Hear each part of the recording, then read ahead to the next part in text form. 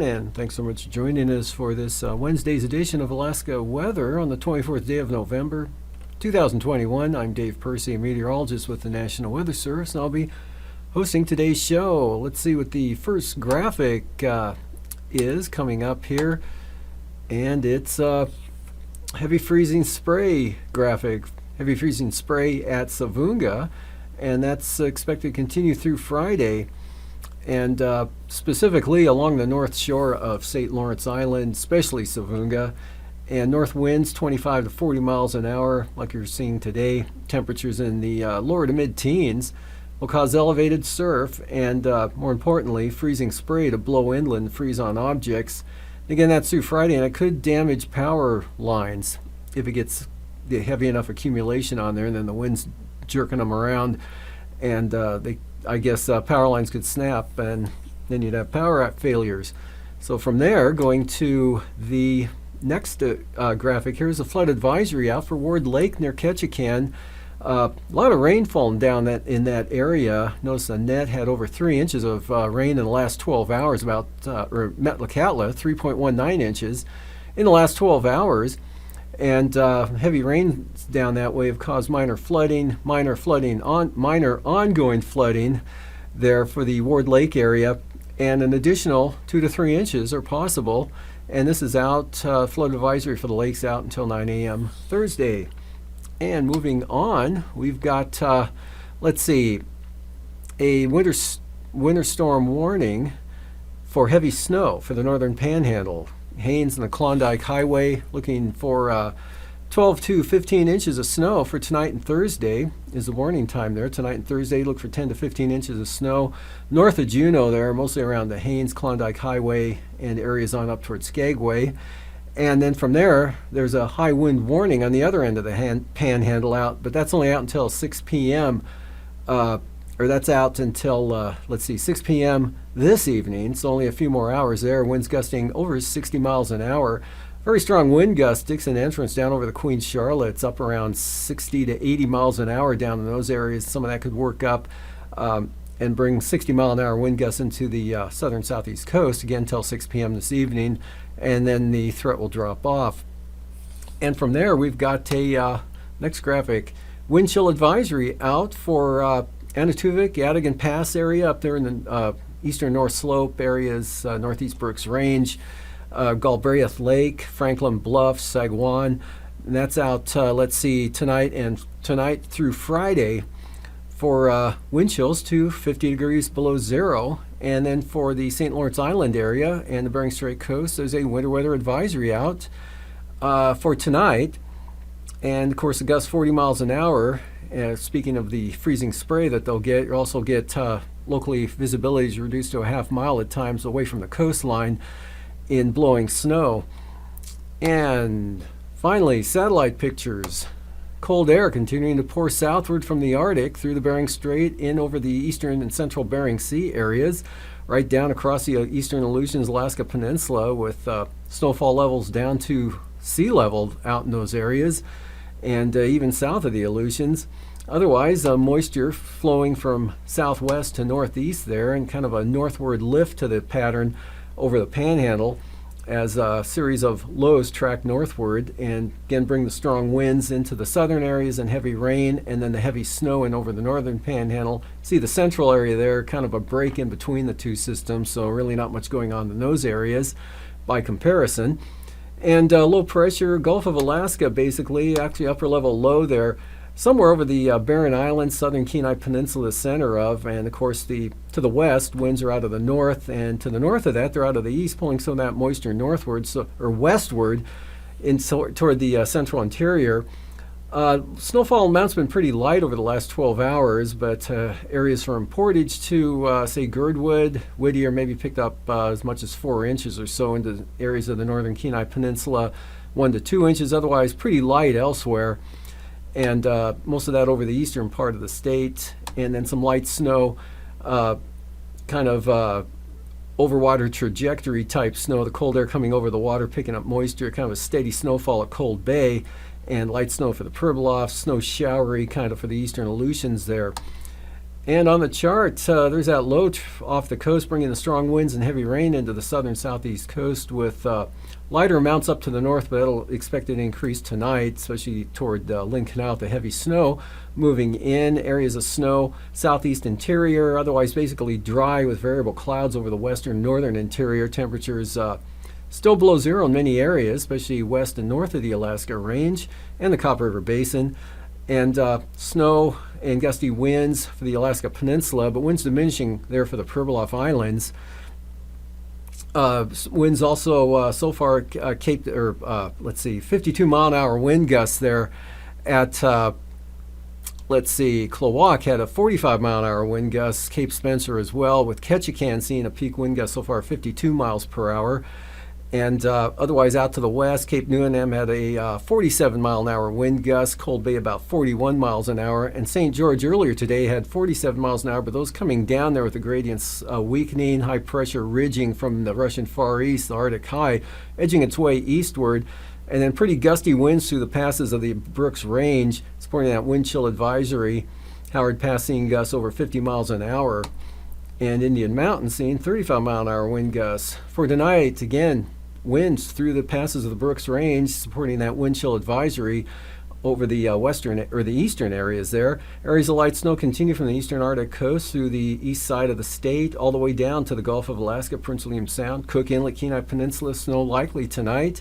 And Kodiak Island, maybe some snow showers and sort of an increase on the northwest wind, especially in Chillicothe Strait as the night wears on. And rain and wind, southern panhandle, and snow, heavy snow up to the north, kind of a break over the Bering Sea, but a widespread area of light snow even over the central Bering Sea. And that front being held back to the west there, south of the Aleutians, but close enough to bring some moisture into the Shimiat 2 area, maybe as far east as Adak. Otherwise, low pressure just south of Prince William Sound. Periods of snow, southern Alaska, an area of snow all the way up to the eastern Arctic coast where the winds are strongest. You'll see blowing and drifting snow. Again, still strong winds through the passes of the Brooks Range, and unsettled over the Panhandle for the day on Thursday.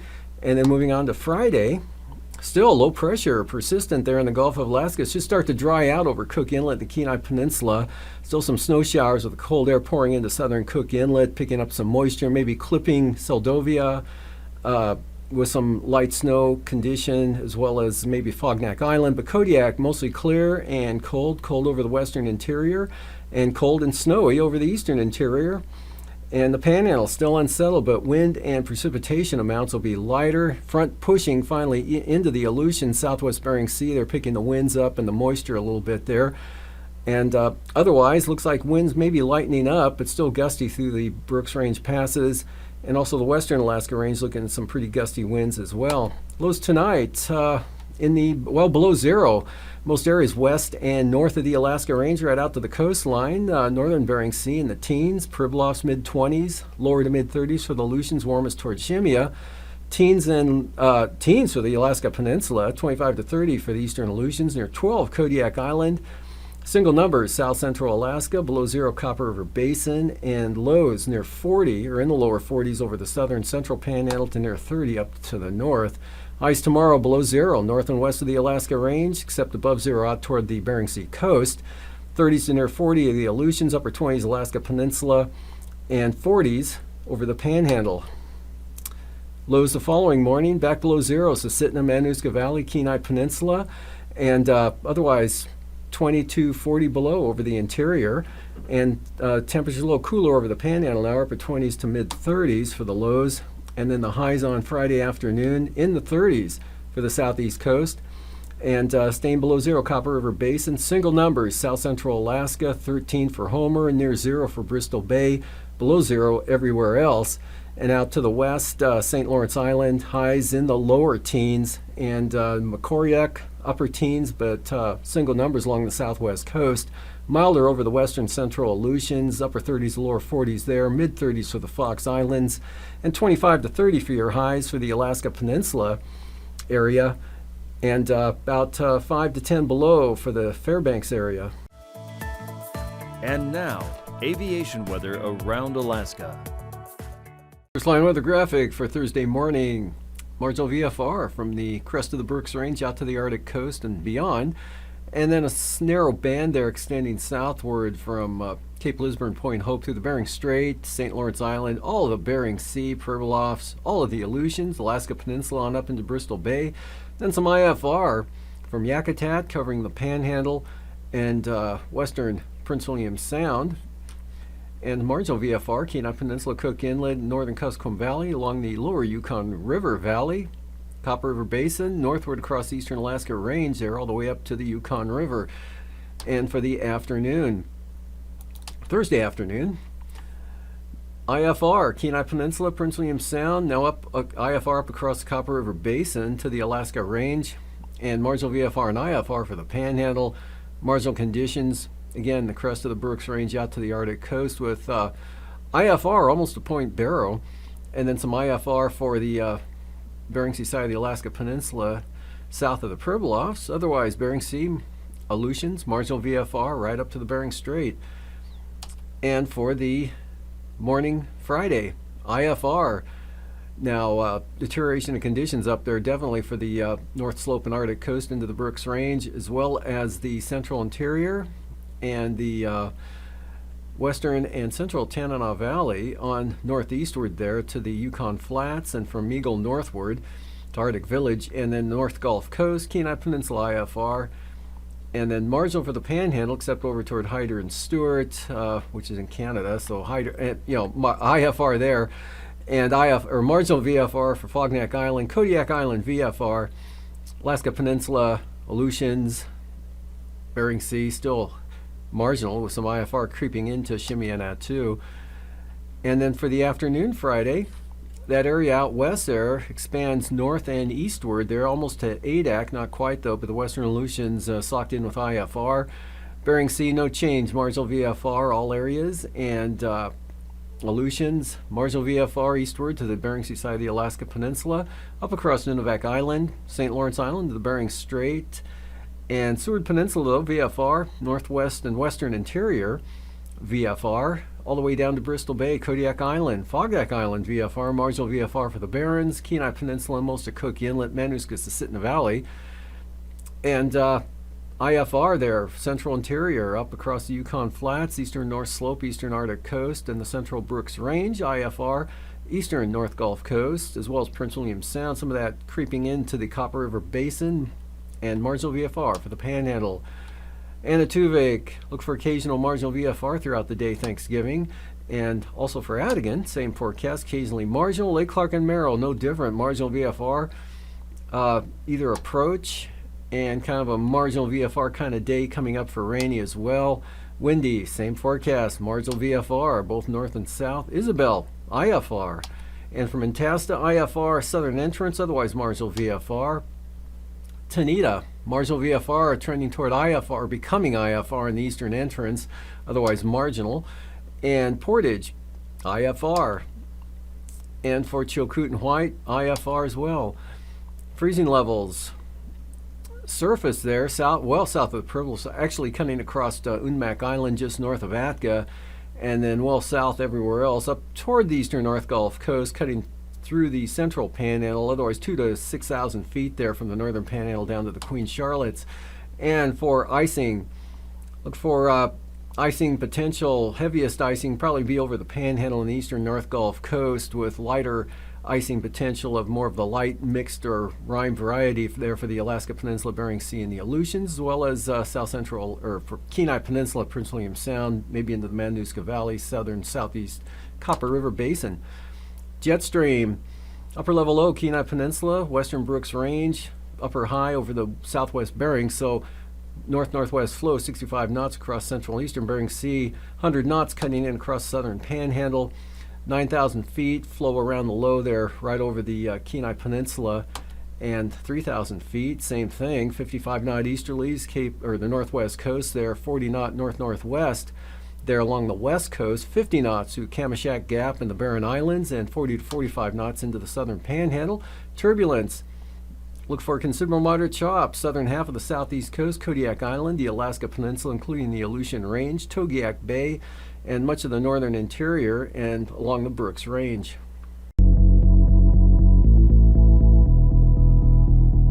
It's kind of hard to explain how important weather is to our job. I mean, it really affects everything we do.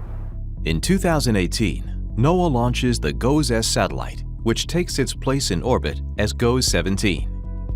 Working together with GOES-16, the two new geostationary weather satellites will provide constant watch over the United States and the Western Hemisphere, from the west coast of Africa all the way to New Zealand, helping monitor severe storms, wildfires, and daily weather patterns. Since its launch, NOAA's GOES-16 satellite has already demonstrated its critical capability for keeping our nation weather ready. Throughout the active 2017 hurricane season, GOES-16 delivered imagery with detail and clarity never achieved before, with 4 times greater resolution than previous NOAA satellites, and delivered this imagery faster than ever before, helping forecasters predict the path of a storm and where and when it will intensify. These accurate and timely forecasts allowed for emergency managers to prepare for evacuations, map flood areas, and save lives. So the weather matters. The weather matters before the weather happens, and the weather matters after the event happens, because what we're able to do to prepare, allocate resources, provide information to the public through the media beforehand, and what we're able to do afterwards, how and when the waters are going to recede, so we know we can get vehicles with life-saving food and shelter equipment down a particular highway. All of that depends on the forecast. In the GOES West position, GOES-17 will be able to provide critical data for the westernmost United States, Alaska, and Hawaii. We're talking about getting data updates in just seconds, so we can quickly spot wildfires and closely monitor the wind direction and their intensity. The crispness of the data coming in at a faster rate will also help with fog forecasts. We can see the moment the stratus starts to develop or when it starts to move out. Like GOES-16, GOES-17 carries a suite of advanced instruments, including tools for sophisticated earth sensing, lightning detecting, solar imaging, and space weather monitoring. As an equal partner in the sky, GOES-17 will expand coverage of the advanced baseline imager technology across the Pacific Ocean, allowing meteorologists and local officials to see severe weather systems developing in real time. So instead of seeing something, say, this large, that as you zoom in actually gets kind of blurry, you're actually going to see something that is much more detailed. In its GOES West position, GOES-17 will be able to monitor conditions in the western U.S. like wildfires, coastal fog, and atmospheric rivers when storms from the Pacific dump heavy rain and snow over the western U.S. GOES-17 will have a major impact on fighting wildfires in California. Up-to-the-minute information and crisp detail allows forecasters to spot fires faster than ever before, even before the first 911 calls come in, and to better track and predict the path of large, dynamic, and dangerous fires. It's amazing to see what we can get and at the level of detail and the speed that we can get the information down into the ground that makes our decision-making way more accurate. With a view of the Pacific Ocean, GOES-17 will also provide a critical eye over shipping lanes vital to the U.S. economy, protecting cargo and passenger vessels from dangerous ocean storms. GOES-17 will also provide a high-definition view over Alaska, resulting in better weather forecasts and improved monitoring of sea ice, wildfires, and volcanic ash. The advanced baseline imager on GOES-17 can distinguish between clouds, sea ice, and snow cover, a critical need during Alaska's dark, cloudy winter months. GOES-17's geostationary lightning mapper monitors lightning flashes, including the in-cloud lightning most prevalent in severe storms, helping forecasters determine when a storm is forming, intensifying, and becoming more dangerous. Thanks to GOES-17, emergency managers will be equipped with more accurate weather predictions and faster warnings, providing a real impact, saving lives, and protecting infrastructure. Watching over Earth from 22,300 miles above, GOES-S will provide vital data to our weather-ready nation.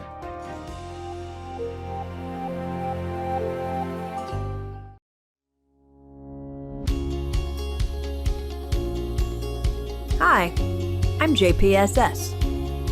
I'm a high-tech weather satellite that orbits our planet. I do something called a polar orbit.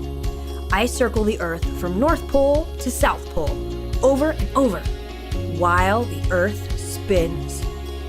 While I do that, I get lots of information about what's going on around the globe. I watch storms, clouds, and rain. I take the temperature of the ocean, measure air quality, ozone health, and take pictures of the land and sea. This information is used for all kinds of things. It helps us take care of our coasts and oceans and all the amazing things that live there. It helps us monitor harmful weather events like floods and droughts and measure the health of the environment. Most importantly, it helps us predict weather 3 to 7 days in the future.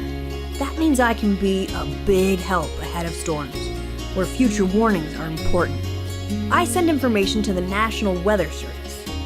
They use the information to create forecasts. The forecasts are shared with people all over the country to help prepare for weather emergencies. So you look to the sky and wave. I'll be flying by.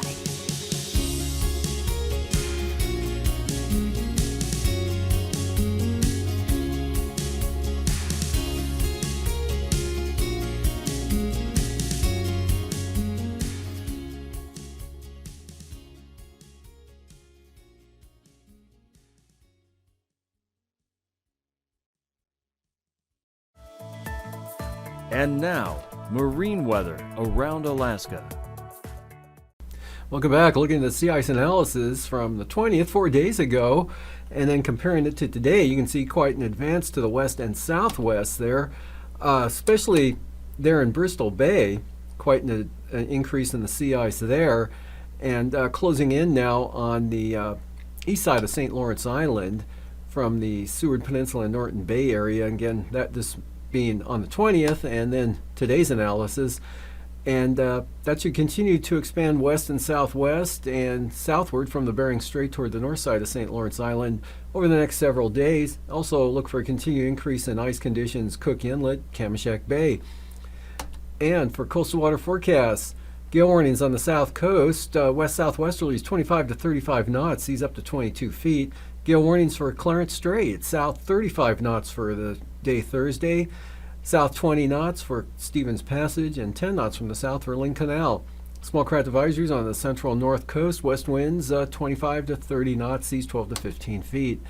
And for Friday, small craft advisories on the central coast, west-southwest winds 30 knots, 16-foot seas, south coast south at 20, and the north coast southwest at 20 knots, Lynn Canal, Glacier Bay, and Stevens Passage, Clarence Strait, all south at 20 knots with seas at 4 feet. Prince William Sound, light southwest breeze tomorrow at 15 knots. Cook Inlet, northern Cook Inlet, even a lighter breeze there out of the northeast at 10 knots, but small craft advisory south of the Forelands. Winds will be northwest at 30 knots with 4-foot seas. Storm warnings, Kamishak Bay, west winds 50 knots with higher gusts, and Barren Islands, west 40 knots with higher gusts. And the North Gulf Coast, westerlies 25 to 30 knots, seas around 10 feet. And then for the day on Friday, Prince William Sound, north winds 15 knots, Cook Inlet, north 10 to 15 knots. So coming down considerably there south of the Forelands. And gale warnings continue for Kamishak Bay and the Barren Islands, west winds 40 knots, seas 13 feet. And west-southwest winds or small craft advisories for the North Gulf Coast. Again, west-southwest at 30 knots, seas around 15 feet. For Shelikof Straits, storm warnings. Northwest 55 knots with hurricane force gusts to 65 knots, west winds 40 knots, seaside of Kodiak Island. And from Sitkinak to Castle Cape, northwest winds, or actually Sitkinak to Cape Sarachev, northwest gales 35 knots with storm force gusts out of the bays, and Bering Sea side of the Alaska Peninsula and Bristol Bay, northwest winds 30 knots, seas 8 to 10 feet. And for Friday, Bristol Bay, northwest 25, good for small craft advisories there. Same thing from Castle Cape to Sitkinak. And Shelikof Strait, west-northwest 25 knots, northwest 35 for gale warnings east side of Kodiak Island. And the Alaska Peninsula, diminishing winds there. You can see north to northwest 20 knots, seas coming down 5 to 6 feet. Small craft advisories for the western Aleutians from Shemya to Adak, east winds at 25 knots, 7 to 10 foot seas, Adak and Atka, 15 to 20 knot easterlies, light variable winds for Udemak Island, but northwest at 20 for Unalaska Island. And for Friday, on Alaska Island, northeast 15 to 20 knots, small craft advisories for east winds at 25 for Udemak Island, gale warnings for the central and western Aleutians, east winds up to 40 knots, southwest coast, north to northwest 20 to 30 knots, northwest 15 for the Pribilofs, 20 knots from the North St. Matthew Island, small craft advisory St. Lawrence Island, north winds 25 knots. That continues through Friday for St. Lawrence Island, southwest coast north at 20 knots, small craft advisory St. Matthew Island north at 25 and northeast at 20 for the Pribilofs. And for the Arctic coast, northeast winds 15 to 20 knots, the entire stretch of the coastline there, brisk wind advisories from Cape Beaufort to Wales, north to northeast 25 to 30 knots. And for Friday, Wales to Cape Thompson, brisk wind advisories, north winds 25 knots. Otherwise, Arctic coast, north to northeast winds, about 15 knots across the area there, except from Cape Lisburne to Point Hope there, as you can see, northeast at 20. And for tonight, again, there's a high wind warning out for the southern southeast coast, Klawock, Prince of Wales Island, for winds gusting to 60 miles an hour or greater, above 60, say, with as that front pulls northward there. And then there's a heavy snow warning out for the Haines-Klondike Highway area for 10 to 15 inches of snow tonight into tomorrow. Otherwise, periods of snow across the North Gulf Coast, South Central Alaska area. Light snow continues across the eastern interior. And for Thursday, not much change in that pattern. Snow, southern Alaska there, or the eastern interior, dry and cold on the west side, and unsettled through the panhandle. These forecasts are for planning purposes only. Call 1-800-WX-BRIEF for a formal pre-flight briefing. Always file a flight plan before you go flying. The U.S. Coast Guard Auxiliary urges you to leave a float plan with a friend or the harbor master before you go boating.